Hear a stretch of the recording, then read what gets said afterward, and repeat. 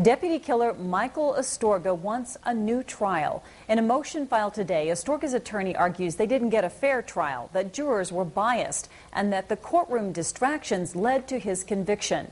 News 13's Jim Winchester is live with details. Jim? And Diane, right off the bat, this 9-page motion argues that the Astorga trial should have never even been held in Albuquerque in the first place.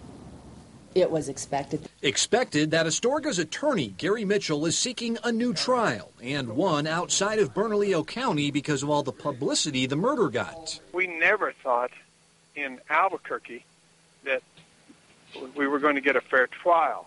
I always had concerns. Astorga was found guilty earlier this month by a Bernalillo County jury on all counts in the murder of Deputy James McGrain in March of 2006.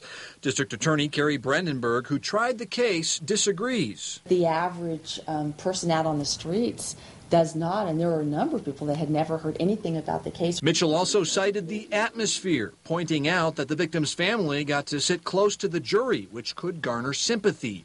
Brandenburg called that a weak argument. I don't think there was a side for the defense and a side for the state. But Mitchell's biggest argument is that the evidence in the trial did not warrant a conviction. His main point, he insists prosecutors never put Astorga at the murder scene. If it had been any other case other than the death of a police officer and Michael Astorga, if those facts had been in any other trial, I don't think there's anybody in their right mind that's knowledgeable about the system that thinks that there would have been a conviction based on that evidence. This isn't a jury that came to a rash decision or had its mind made up before they started deliberations. I think they deliberated approximately 15 hours.